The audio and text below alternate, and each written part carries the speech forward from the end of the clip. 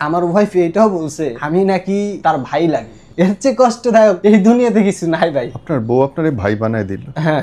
একই বউকে দুইবার বিয়ে করা লাগলো কেন? আমার ওয়াইফ প্রথমবার আমাকে ডিভোর্স দিল, পর আমরা নিয়ে আসলাম 1 মাস পর। আমার আব্বা আমার কাছে গেলাম, তার উঠাবে না, কারণ আমার বোন মারা যাওয়ার 1 মাসের মাথায় আমি বিবাহ করি। এবং আমি আমার ওয়াইফের জন্য আমার বোনকে পর্যন্ত আমি কষ্ট দিয়েছি ক্যান্সার, কারণ আমার বোন হচ্ছিল আমার, বলে না ভাইয়া যে বাপ হচ্ছে বট গাছ, আমার বোন ছিল আমার বট গাছ। ওই বোন মারা গেছে ক্যান্সারে? জি, আমি আমার বোনটার পর্যন্ত কষ্ট দিচ্ছি। কিরকম? আমার বোনটা এমন পর্যায়ে ছিল ভাইয়া যে বলতো খালি আমার আব্বা আমার ভাইয়ের লেগে আমি কত কিছু, আমার ভাই আমার একটু বাসায় বসে, আমি আমার বোনের পাশে যে বসি নেই। যে বোন মরে যাচ্ছে তার পাশে গিয়ে আপনি একটু তার পাশে বসেন? আমার তখন বোন হারার পর বুঝছি, এখনো বুঝতে পারছি যে আসলে বোন থাকাকালীন ভাই বিশ্বাস করেন আমার অনেক বড় একটা ছায়া ছিল, এই ছায়াটা আমার নাই ভাই। চাইলে কি আর হাত ধরতে পারবেন না, মাফ চাইতে পারবেন বোনের কাছে?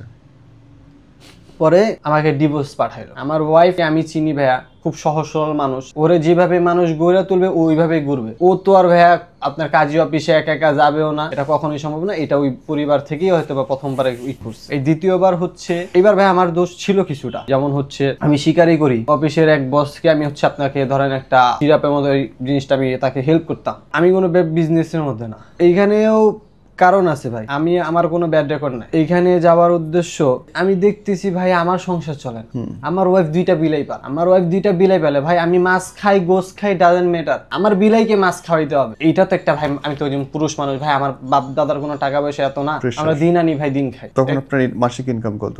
আমার মাসিক ইনকাম ধরেন ভাই তখন 13,000 টাকা, মানে 30 দিন ডিউটি করলে আমি আলাদা থাকি, আমার ঘর ভাড়া আছে 3,500 টাকা আছে, মাসের খরচ, বিড়ালের মাসের খরচ। আমার স্ত্রী যে কাল কিয়ামতের ময়দানে আমাকে দাঁড় করা দেয় যে আমার স্বামী তো আমাকে দিনের মেহনতের কাজ করে, তখন আমি কি জবাব দিব ভাই? তখন তো আমি ইয়ানফসি করব। শুধু আমার নবী রাসূল সাল্লাল্লাহু আলাইহি সাল্লাম উনি বলবে ইয়া উম্মতি ইয়া উম্মতি। আসসালামু আলাইকুম, কি নাম আপনার? জি, আমার নাম হচ্ছে মোহাম্মদ তাওহিদুল ইসলাম আদনান। আদনান ভাই, একই বউকে দুইবার বিয়ে করা লাগলো কেন? আসলে ভাইয়া মূল উদ্দেশ্য হচ্ছে আমি যখন আমার বউর সাথে আমার সম্পর্ক হয়, কত সালে? এটা হচ্ছে 2023 সালের ঘটনা। বয়স কত আপনার? আমার বয়স হচ্ছে এখন তখন 22 শেষ, তখন হচ্ছে আমার বয়স 20 রানিং ছিল। পড়েন কোথায় আপনি? জি, আমি পড়াশোনা এখন করি না, আমি স্টেট ফার্স্ট করি। জি, তখন হচ্ছে আমি ফিরোজা বাসা আইডিয়াল কলেজে পড়াশোনা করি। ফিরোজা বাসা, ওকে। আর উনি কোথায় পড়তেন? আমার ওয়াইফ? জি, উনি হচ্ছে আম্বিয়া স্কুল আইডিয়াল একাডেমিতে তখন পড়তেন। জি জি। আচ্ছা, তারপর? এরপর হচ্ছে তাকে আমি প্রথম আমার এলাকায় দেখি, প্রথম দিনই দেখি এবং প্রথম দিন দেখাতে ভালো লাগে কাজ করে। এরপর হচ্ছে আমি আমার এলাকার এক বড় ভাইকে নিয়ে যাই, নিয়ে গিয়ে হচ্ছে ওর আম্মাকে ডিরেক্ট বিয়ের প্রস্তাব দেই। তো এক পর্যায়ে উনি আমাকে বললো যে ওনার হাজবেন্ডের সাথে আর কি আমার শ্বশুরের সাথে কথা বলবে। তো আমার শ্বশুর তখন রাজি ছিল না।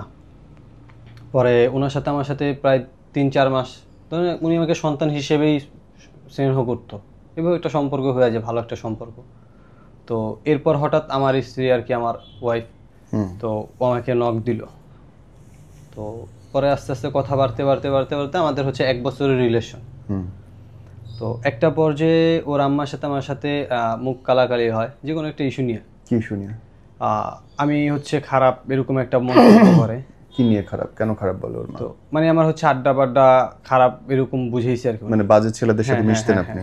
এরকম বুঝেছে। পরে আমি ওনার সাথে একটু রাব্বে বসেছি যে আপনি যদি না দেখাইতে পারেন হ্যাঁ তাহলে আপনারও খবর আছে, এরকম টাইপের আমি বিয়াদবি করছি। তো এরপর আমার সাথে আমার ওয়াইফের প্রায় 2 মাস কোনো কন্ট্যাক্ট নেই, ফেসবুক নাম্বার টোটালি দেখা সাক্ষাৎও নাই। আমি এবার হচ্ছে তখন জব করি, জি শেষ পর্যায়ে, জি আপনার হচ্ছে মাল্টিপ্ল্যানে জব করি। তো আমার হচ্ছে শুক্রবার বন্ধ, আমি শুয়ে আছি, হঠাৎ দেখি টিকটকে ভাই মেসেজ আসছে। তা আমার মূলত হচ্ছে কেউ ফেসবুকে মেসেজ দেয় না, টিকটকে দেখি কি, পরে বলতেছে আপনি কোথায় আছেন আমাকে নিয়ে যান। হঠাৎ করে 2 মাস পরে? হ্যাঁ, আকাশের তে পড়ছে। জি জি। পরে আমি ভাবলাম, আমি বললাম যে তোমাকে আমি 1 বছর ধরে বুঝাইলাম, তুমি আসলা না, এখন তুমি বলতেছো তুমি শয়তানি করতেছো নাকি? তখন আমার পকেটে 2500 টাকা ছিল ভাইয়া। হ্যাঁ, তো আমি আমার দুলা ভাই, আমার ফ্যামিলি সবাই জানে, এটা আমি পারিবারিকভাবে ট্রাই করছি। তো আমার দুলা ভাইকে বলছি ভাই আমি যে কোনো মুহূর্তে ওরা নিয়ে চলে যেতে পারি, হ্যাঁ জানায় রাখছি। তো গেছি ভাই, 1 কাপড়ে চলে আসছে। আচ্ছা। তো যাওয়ার পর আমি আমার এক ফ্রেন্ডকে ফোন দিলাম, যেহেতু 1 কাপড়ে চলে আসছে। তো ফ্রেন্ডকে ফোন দিলাম, ওর সাথে আমি ছোট থেকে বড় হয়েছি। ও বোরকা টোরকা নিয়ে গেল। পরে ওইখান থেকে আমি হচ্ছে রওনা দিব হচ্ছে চাঁদপুরের উদ্দেশ্যে, আমার নানুর বাড়ি এলাকায় চলে যাবো, আমি এখান থেকে সরে যাবো।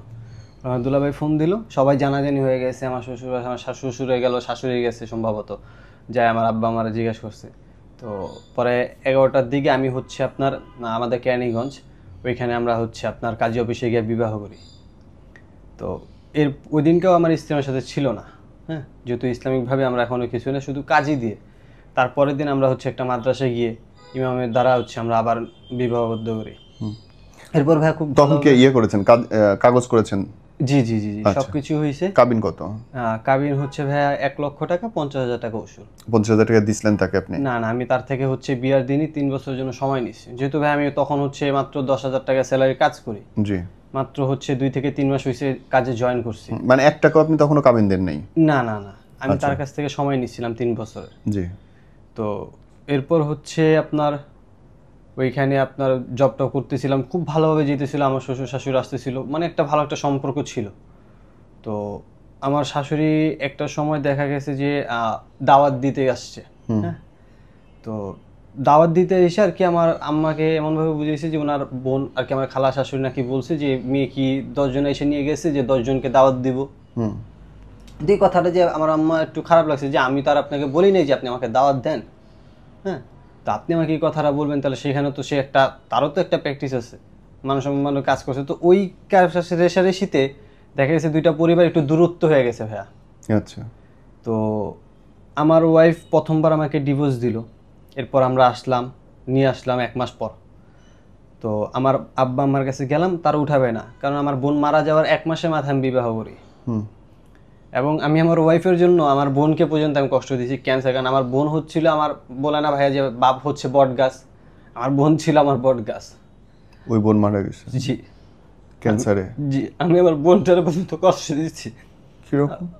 আমার বোনটা এমন পর্যায়ে ছিল ভাইয়া যে বলতো খালি আমার আব্বা আমার ভাইয়ের লেগে আমি কত কিছু, আমার ভাই আমার একটু বাসায় বসে, আমি আমার বোনের বাসায় যে বসি নেই, শুধু মানে তার উপরে কোনো অভিমান না, পরিবার উপরে অভিমান ছিল যে আমি বিয়ে করতে চাই, তার আমার দিতেছে না। যে বোন মরে যাচ্ছে তার পাশে গিয়ে আপনি একটু তার পাশে আমার তখন মানে ওরকমই করতো না, ওই যে পরিবারের উপরে খুব ছিল। তো বোন হারার পর বুঝছি, এখনো বুঝতে পারছি যে আসলে বোন থাকাকালীন ভাই বিশ্বাস করেন আমার অনেক বড় একটা ছায়া ছিল, এই ছায়া আমার নাই ভাই। চাইলে কি আর হাত ধরতে পারবেন না, মাফ চাইতে পারবেন বোনের কাছে? তো বোন যাওয়ার পর ভাই বিবাহ করলাম, আমার ডিভোর্স দিয়ে দিল 9 মাসের মাথায়। আবার আসলাম, ডিভোর্স দিল? ডিভোর্স দিয়েছে হচ্ছে ভাইয়া আমার ওয়াইফকে, আমার ওয়াইফ সচরাচর কখনো একা কোথাও যায় না। তো ওরা আমি কুরিয়ার সার্ভিসে কাজ করি ভাইয়া, তখন আমি নতুন ঢুকছি, কারণ একদিন মিস দিলে ভাই দেখা গেছে চাকরিটা চলে যেতে পারে। তো এরপর হইতেছে আমি ওকে মোহাম্মদপুর পর্যন্ত রিক্সা উঠাই দিলাম, যে শুধু সব কিছু ওকে করা আছে, লোক টোক টাকা পয়সা দেওয়া আছে, শুধু কাগজটা নিয়ে আসবে। আমার আম্মা অসুস্থ, আব্বা হার্ট অ্যাটাক করছে। তো ও আমাকে 12টা বাজে ফোন দিল যে আপনি কোথায়? আমি বললাম আমি তো কাজে। কি হয়েছে? আইসা দেখি কি আম্মু কান্নাকাটি করতেছে।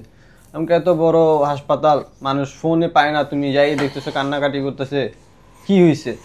বলে যে সমস্যা, ওর বোনের একটু সমস্যা ছিল আগে থেকে, এটা জানি। তো বলে আমি বললাম তুমি কি করা লাগবে? ডাক্তার দেখা লাগবে। আমি দেখাও। কতক্ষণ লাগবো? বলো সন্ধ্যা পর্যন্ত লাগতে পারে। বললাম যে সর্দি তো এরকম সন্ধ্যা পর্যন্ত ডাক্তার দেখাবে, এটা আবার কি ডাক্তার?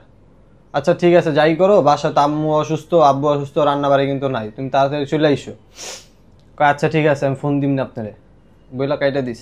বাসায় গেলাম 2টা বাজে, যাই শুনি আম্মু ফোন দিছে, এর মধ্যে ওরে বলে আম্মু বলছে কিছু খায় নে, ও কিন্তু খাওয়ার টাকা দিয়ে দিছে ভাইয়া।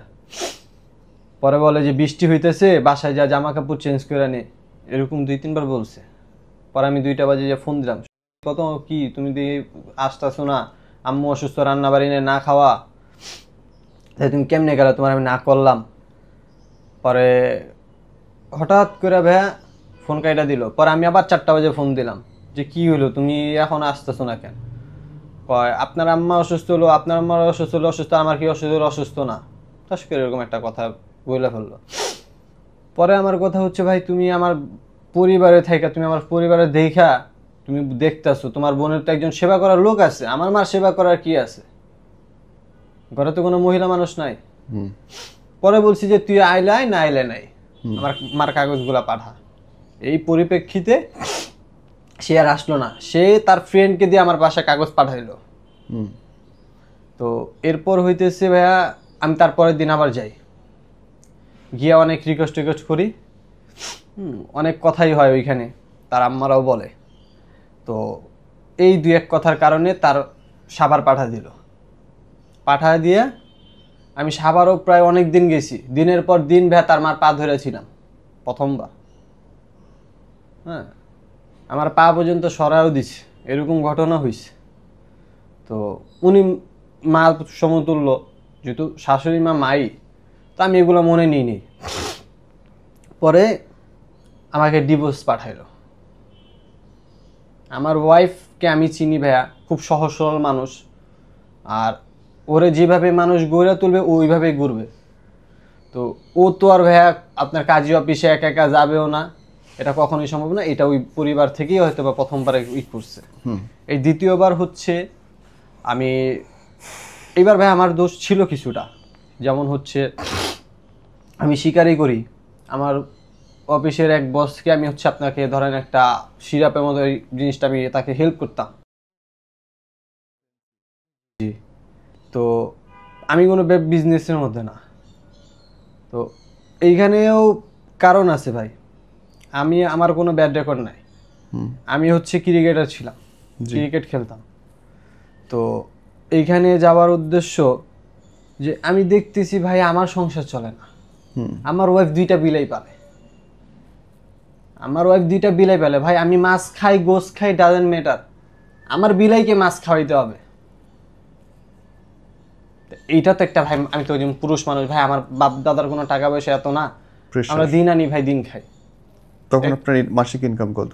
আমার মাসিক ইনকাম ধরেন ভাই তখন 13,000 টাকা, মানে 30 দিন ডিউটি করলে। আমি আলাদা থাকি, আমার ঘর ভাড়া আছে 3,500 টাকা আছে, মাসের খরচ, বিড়ালের মাসের খরচ। তো এইগুলা না দিলে ভাই দেখে গেছে খারাপ। তো আমি আবার মাঝে মধ্যে ইচ্ছাকৃতভাবে তারা না খাওয়া কি ধরেন দুপুরে খাওয়ার বিকালে খাওয়াইতাম ইচ্ছাকৃত, যে তারা বুঝাইতাম যে আলাদা সুখটা কি আর এখানে কষ্টটা কি। ভাই আমি যদি 4,500 টাকা যদি আমি এখান থেকে সেভ করে আমার পরিবারের সাথে থাকতাম, রাইট, তাহলে যে আমার এখানে সেভ হইতো না। আচ্ছা, কিন্তু এই জিনিসটা তার মাথায় কখনো কাজ করে নাই, সবসময় আলাদা থাকতে চাইছে। হ্যাঁ, এর মাঝে এই আলাদা হওয়ার মাঝে সে একটা দুর্ঘটনা ঘটায়। কি? সেটা হচ্ছে এক হিন্দু ছেলের সাথে তার সম্পর্ক গড়ে ওঠে, তার ভালো লাগে। হ্যাঁ, তো ওই ছেলেকে সে দিনের পর দিন আপনার ফোন দিত। তো আমি হচ্ছে ভাইয়া নেতাও না কিছুই না, এলাকার ছোট ভাইরা ডাকছে, ভাই একটা মেয়েকে ডিস্টার্ব করতেছে, ভাই একটু দেখেন। পরে আমি আর আমার ফ্রেন্ড গেলাম, গিয়েও কথা বলতেছি, হঠাৎ এক ছোট ভাইটা বলে, ভাই আপনার বউ তো ওই ছেলের সাথে কথা বলে। আরে ভাই বিচার করতে আসলাম এক জায়গায়, পরে তো আমার মাথা গরম হয়ে গেছে, গেছি আরেকজনের বিচার করতে গিয়ে দেখে আমার বউ আর ওই ছেলের সাথে। হ্যাঁ, পরে তো ওই ছোট ভাইকে অনেকক্ষণ মারল। আমার ভাই আমার ওয়াইফ, কারণ আমার ওয়াইফ নিয়ে কিছু বলবে এটা আমার আঘাত লাগবে, এটা কেন সহ্য করবো স্বাভাবিক। তো ওরে বললাম তোর এত বড় সাহস, তুই কোথায় সাহস পেলি? কয় ভাই আপনি দাঁড়ান আমি প্রমাণ দিতেছি। আমার মনে তারও ভয় ঢুকে গেল, কোন ইজ্জতে টান দেয়। পরে ওই ছেলেকে ডাক দিয়ে আনলো। পরে ওই ছেলে প্রথম বলে, না ভাই আমি তো চিনি না। পরে ওই ছেলেকে আমার ফ্রেন্ড একটা থাপড় দিল, থাপড়ের সাথে সাথে সব বলে দিতেছে, ভাই আমার থেকে নাম্বার নিয়ে গেছে, আমার থেকে নাম্বার নিয়ে ভাই বিভিন্ন নাম্বার থেকে ফোন দেয়, ডিস্টার্ব করে। আমি তাকে বলছি আপনি ফোন দেন না, এবং আমার ওয়াইফ এটাও বলছে যে আমি নাকি তার ভাই লাগি। হ্যাঁ, আমার খাইতে কষ্ট হয় এই কারণে সে এখানে আমাকে হেল্প করতে আসছে, এর চেয়ে কষ্টদায়ক এই দুনিয়াতে কিছু নাই ভাই। তাও আমি কোনো দিন ভাই আল্লাহর কাছে অভিযোগ করি না। আপনার বউ আপনারে ভাই বানায় দিল? হ্যাঁ, তো সে নিজে আরেকটা ছেলের নম্বর নিয়ে গেছে? জি, সে অস্বীকার করছিল, এবং ভরা মজলিসে আপনি এটা শুনতেছেন? জি। তো এরপর আমি ওইখানে, আপনি বাইসা ছিলেন কেমনে? তো ওই যে ভাই আমি তারে ভালোবাসছি, মানে আমি তো তার ভালোবাসা আটকে গেছি ভাই, মায় আটকে গেছি। সে যে এত কিছু করছে, তারপরে আমি ভাই মাফ করে দিয়েছি। আমি ওদিনকে বলছিলাম, ওদিনকার রাতে যে তোমার আমি যা বলছি যা করছো বাদ, সব বুঝলা গেছি গা, তুমি আর কইরো না, মানুষ ভুল করে, মানুষই ভুল করে, মানুষ ভুল করবই, তাই তোমার আমি মাফ করে দিলাম। সে আরেক বাসায়, নতুন বাসায় গেছি, তার মেয়ের নাম্বার দিয়ে ফোন দিয়েছে। হ্যাঁ, আমি কিন্তু প্রথমবার তার ফ্যামিলিকে জানাইনি ভাইয়া। আমি তাকে বললাম না, আমি তাকে মন থেকে মাফ করে দিছি, কিন্তু আমি তো একটা আঘাত পেয়েছি, আঘাতটা আমার এখনো কাঁদায়, অপমান। কিন্তু এই যে ছোট ভাইদের সামনে আমি একটা অপমান হইলাম, এতগুলো বন্ধুর সামনে। এবার একটা কথা বলি ভাইয়া, আমি আমার একটা বন্ধুকে একদিন, তার প্রথম তারও ডিভোর্সের পর এখন আবার নতুন একটা বিয়ে করে সংসার করতেছি, কিন্তু তার ওয়াইফের একটু সমস্যা ছিল। আমি তার ওয়াইফকে নিয়ে বলছিলাম, আমার ওয়াইফকে নিয়ে একটা কথা বলছিল, পরে আমি বলছি যে তোমার ওয়াইফের কিন্তু অতীত আছে। তো ওই লোকটা বলছিল যে এই কথাটা উত্তর তুই একদিন পাবি, হয়তোবা তার অভিশাপটা ওইখানেই লাগছে। আমি মনে করি ভাই, আমার ওয়াইফকে আমি বলছিলাম তোমার নিয়ে কথা বলছে, আমি ওর এমন এমন কথা বলছিলাম, যার সাথে সাথে বলছি। আমি আমার ওয়াইফের সাথে কিছু হইলো শেয়ার করতাম, গর্ব করছিলেন বউরে নিয়ে। হ্যাঁ, তো সেই বউকে নিয়ে গর্ব করে আজকে আমি সবার সামনে জুতার বাড়ি খেয়েছি, এবং সেই জুতার বাড়ি আমার শাশুড়ি আমাকে দেয়, বলে এই দায়ভার আমার।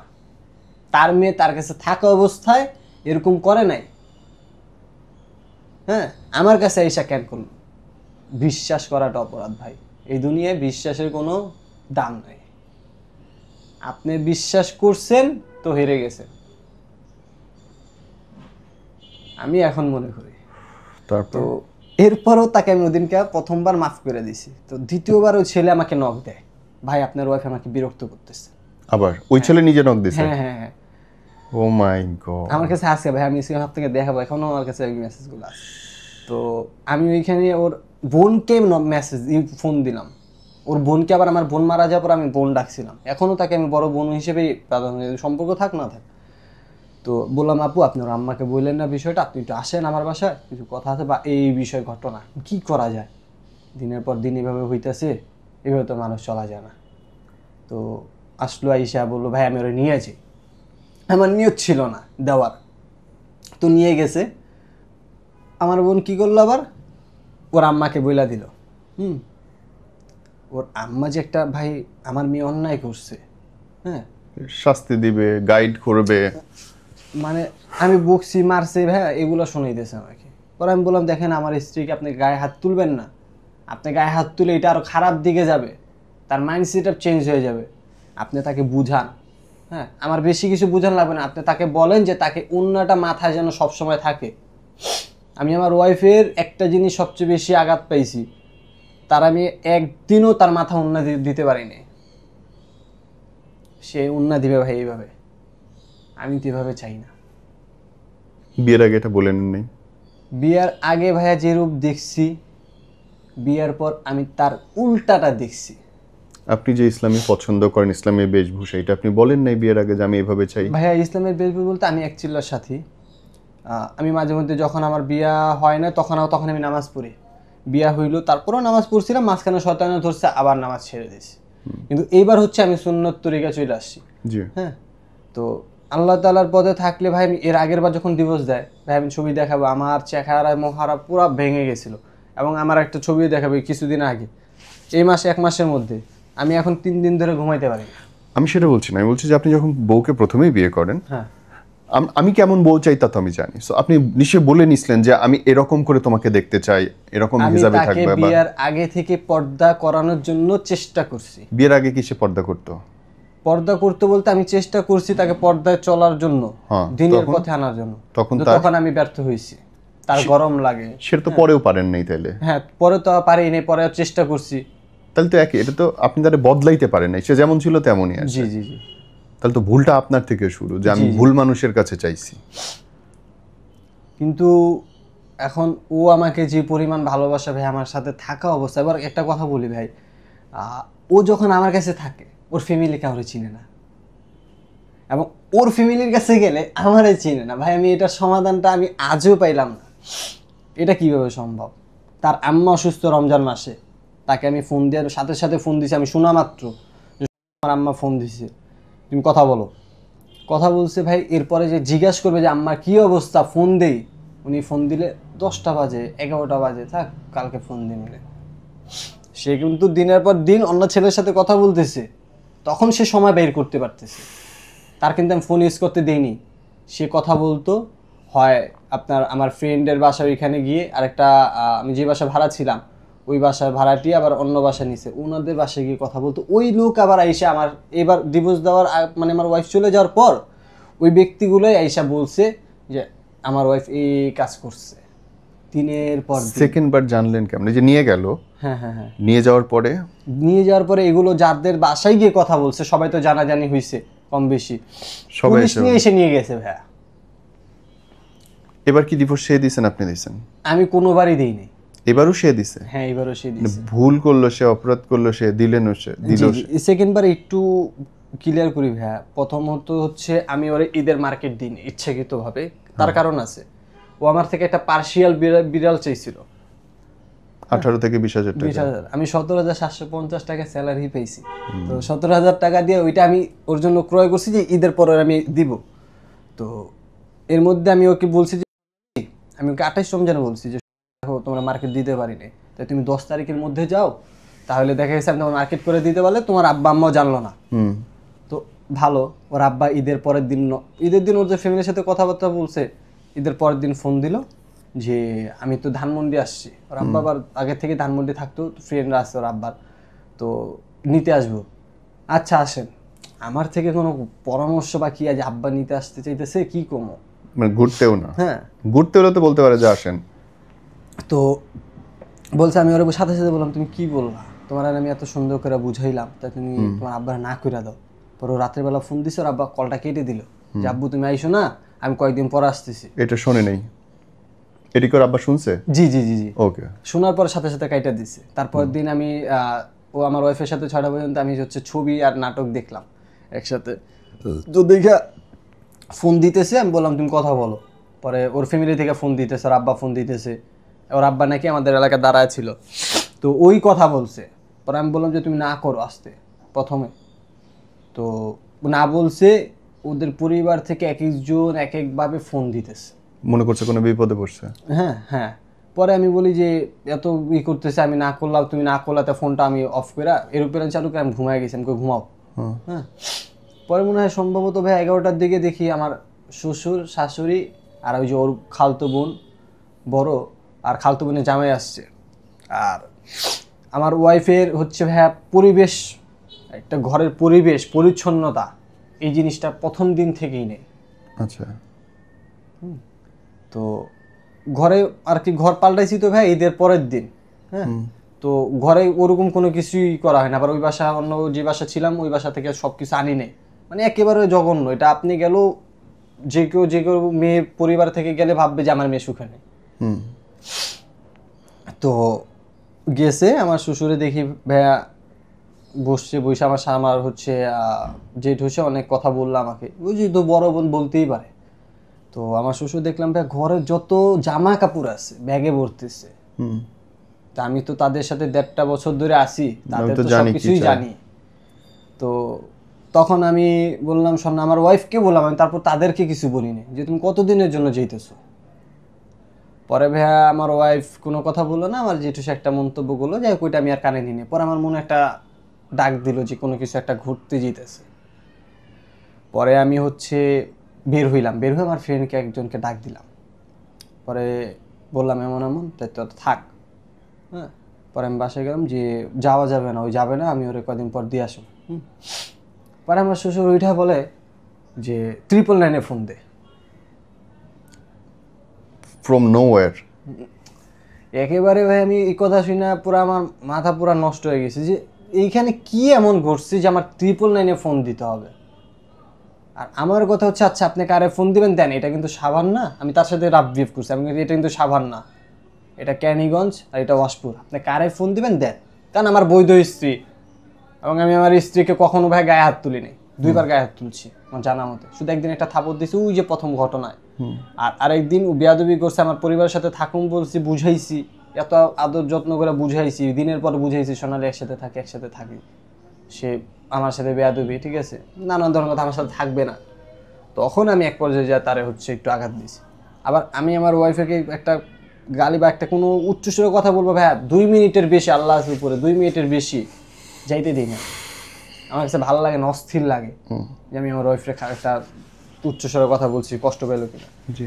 তো আমার শ্বশুর কি করলো, 999 ফোন দিল? না না না 999 না, আমাদের এলাকায় হচ্ছে আমার পাশের বিল্ডিং এ একটা গ্যাঞ্জাম ছিল, পুলিশে ডাক দিল, পুলিশ ছিল।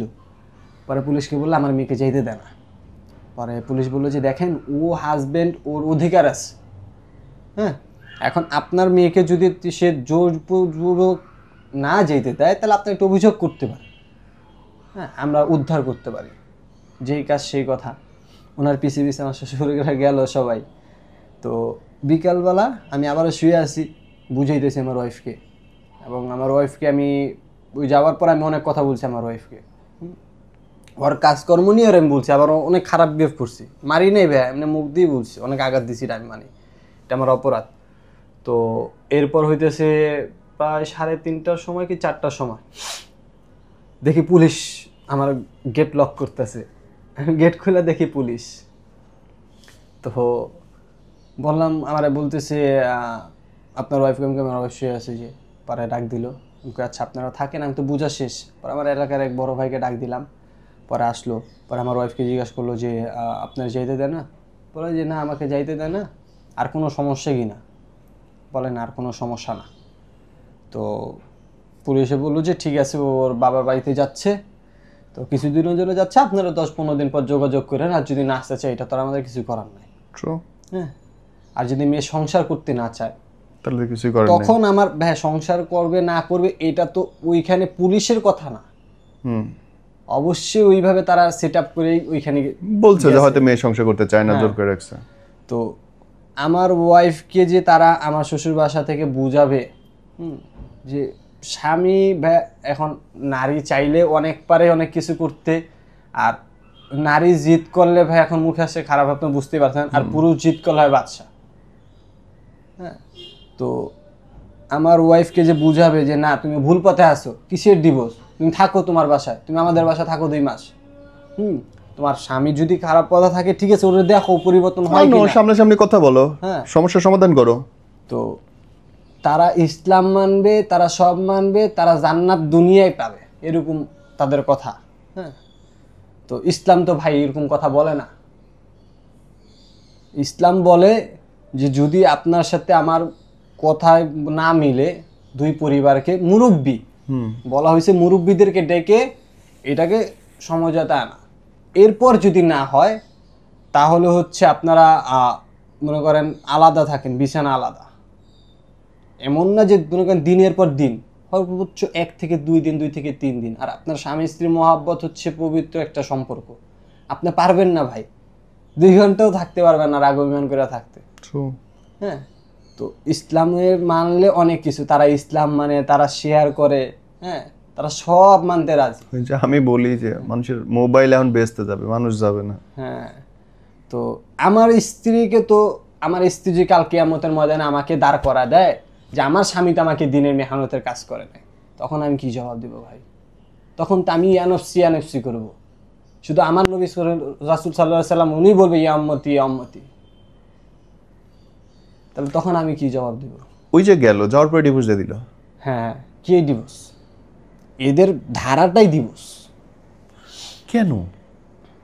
তার আপনার প্রতি অভিযোগটা কই যে আরেকটা ছেলের সঙ্গে তার কথা না বললে হচ্ছে না, না মিশলে হচ্ছে না? কিসের কমতে ছিল? এবং এইখানে গিয়া ভাইয়া নাকফুল খুলা ফেললো। ও তো তখন সিঙ্গল। হ্যাঁ, নাকফুলটা খুললো, ভালো কথা। এবং হচ্ছে সে গিয়ে স্কুলে ভর্তি হইলো, যাক আরো ভালো কথা।